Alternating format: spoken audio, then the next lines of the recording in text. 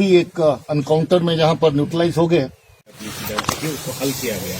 तो सवाल से जानना चाहेंगे और ये जानना चाहेंगे कि क्या अभी भी थ्रेट है नॉन लोकल को, और उसके लिए किस तरह से कोऑर्डिनेशन अपनाई जा रही है पुलिस और मुख्तलिफ फोर्स में।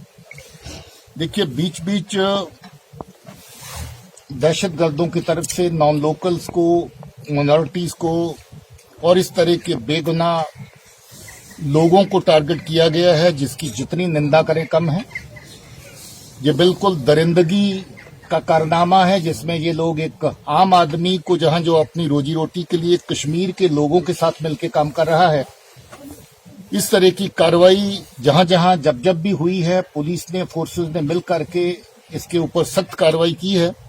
हाल फिलहाल में भी ऐसा हुआ, और आपको मालूम है कि इसमें जो कत्ल में, बेगुनाहों के कत्ल में जो शामिल थे, वो भी एक एनकाउंटर में जहां पर न्यूट्रलाइज हो गए। इस तरीके से पहले की जो जहां जहां भी अटैक हुए, चाहे वो माइनॉरिटी पे हुआ, चाहे फोर्सेस के ऊपर हुआ, जहां नॉन लोकल लेबर के ऊपर हुआ, उसमें ऑपरेशंस के दौरान जो कातिल थे उनका भी वही अंजाम हुआ। मुझे लगता है कि समाज की तरफ से इसकी सख्त निंदा करने की जरूरत है। आम सोसाइटी की तरफ से इस तरह के क्राइम के खिलाफ खड़ा होने की जरूरत है। हम इस पे चुप होकर नहीं बैठ सकते। हम लोगों को ये देखना है कि अगर हम लोग अपना समाजी जो हमारे रिश्ते हैं, अपना भाईचारा है, अपनी जो आर्थिक कार्रवाइयां हैं, इकोनॉमिक एक्टिविटीज है, जिसमें कंस्ट्रक्शन के काम हैं, बाग बगीचे के काम हैं, उसमें अगर हमें बाहर से मजदूर की जरूरत है, तो हमें उस मजदूर को जहां पर सिक्योर, सेफ रखना भी हमारी जिम्मेवारी है। इस तरह की कार्रवाइयां जो बीच में हुई हैं, पब्लिक काफी हद तक उसके खिलाफ रिजेंटमेंट शो करी, मगर जितना किया है उतना काफी नहीं है। हमें और ख्याल रखना होगा, और ऐसी कार्रवाइयों में जो भी लोग शामिल हैं, चाहे वो दहशतगर्द हैं, चाहे दहशतगर्दों की सपोर्ट में काम करने वाले लोग हैं, उनको अवाम की तरफ से भी उनकी निशानदेही करना, उनको एक्सपोज करना और उनको बहुत हद तक जलील करना जरूरी है। और इसके साथ साथ जहां तक पुलिस की कार्रवाई का, या सिक्योरिटी फोर्सेस की कार्रवाई का तल्लुक है, ऐसा क्राइम करने वाले को किसी भी सूरत में बख्शा नहीं जाएगा। सर, कल आर्मी की तरफ से उसका भी नाम लिया गया, तो अनआइडेंटिफाइड वो कौन से मिलिटेंट है, वो जरा अगर उसका खुलासा होता, और दूसरा क्या ये फिगर सही है? देखिए, मैं कल नॉर्थ कश्मीर में था, मैंने मीडिया से बात करते हुए ये कहा था कि ये पहली बार लंबे अरसे के बाद है कि दहशतगर्दों की तादाद 2 डिजिट के अंदर है।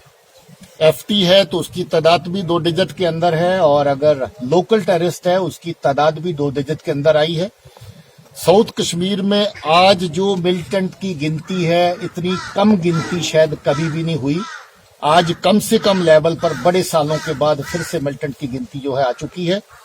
इसमें आवाम का, लोगों का बहुत बड़ा सहयोग है। सिक्योरिटी फोर्सेज का आपस में तालमेल और अच्छे ऑपरेशन करने का नतीजा है कि आज जहां पर दहशतगर्द जो है उनकी तादाद जहां तक पहुंची है, बहुत हद तक सफाया दहशतगर्दी का जहां पर हुआ है। नए लोग मिलिटेंसी की तरफ ना जाएं, क्योंकि पाकिस्तान आईएसआई की बिहाफ पे जिस तरह की कार्रवाइयां कश्मीर के लोगों को तबाही और बर्बादी के रास्ते के पे ऊपर चलाने की, जिस तरह के नरेटिव जो चलाए जाते हैं, उसका बच्चे शिकार ना हो, उसका ख्याल रखने की जरूरत है। माँ बाप को, समाज को अपने बच्चों को सही रास्ते पे चलने की ताकीद करने की जरूरत है। जो सोशल और रिलीजियस हमारे लीडर हैं, उनको इस काम में इन्वॉल्व होने की जरूरत है। मैंने कल भी कहा था कि आज अगर कश्मीर में किसी भी कार्रवाई के अंदर किसी आम शहरी का नुकसान नहीं हो रहा है, आज अगर आम शहरी अपनी जिंदगी नॉर्मल रूटीन में बसर कर रहा है, जैसे हिंदुस्तान के किसी भी कोने में कोई बाकी शहरी करता है, आज अगर स्कूल बिना नागा चल रहे हैं, कोई हड़ताल नहीं होती है, आज अगर हड़ताल देने वालों का सफाया हो चुका है, हड़ताल देने वाला भी कोई नहीं बचा है, और अगर पाकिस्तान में हुर्रियत का नकली चैप्टर वहां से बैठ के हड़ताल देता है, तो अवाम की तरफ से किसी भी तरह का उसको सपोर्ट नहीं मिलता है। आज अगर जर्नलिस्ट सच को सच कहने की जुर्रत रखता है, तो उनकी आवाज बंद करने की कोशिश करने के लिए कश्मीर फाइट जैसे फालतू ग्रुप जो हैं उधर से धमकियां देते हैं। तो मुझे लगता है कि ये आप लोगों को, समाज को, हम लोगों को, सबको मिलकर देखना है कि ऐसा नरेटिव जो कश्मीर के खिलाफ है, ऐसा लोग जो कश्मीर की शांति और कश्मीर की तरक्की के खिलाफ है, क्या हम उसको अडॉप्ट करेंगे? क्या उसके साथ सहमत होएंगे, या सब मिलकर उसकी निंदा करेंगे, उसको कंडम करेंगे और हर प्लेटफॉर्म के ऊपर उसको नाकाम करेंगे? हमारी ये कोशिश है कि हम सब मिलकर ऐसे प्लेटफॉर्म जितने भी हमारे पास अवेलेबल उनका इस्तेमाल करें, और इस तरह की पाकिस्तान की सरजमीन से चल रही साजिशें जो है उनको नाकाम करें और हम लोग अपने अमन के रास्ते को, अपने बच्चों के मुस्तकबिल को, जो आज पढ़ाई का दौर है, जो आज तरक्की का दौर है, बच्चे पढ़ रहे हैं, नौकरी में जा रहे हैं, बहुत सारी अचीवमेंट्स बच्चे खेल कूद के मैदान में कर रहे हैं।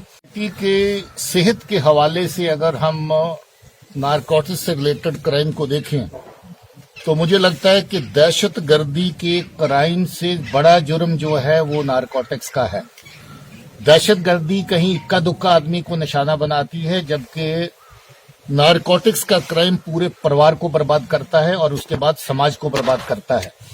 जम्मू कश्मीर पुलिस ने तहैया कर रखा है कि जहां पर जितने भी नारकोटिक्स से रिलेटेड क्राइम है उसको खत्म करना है।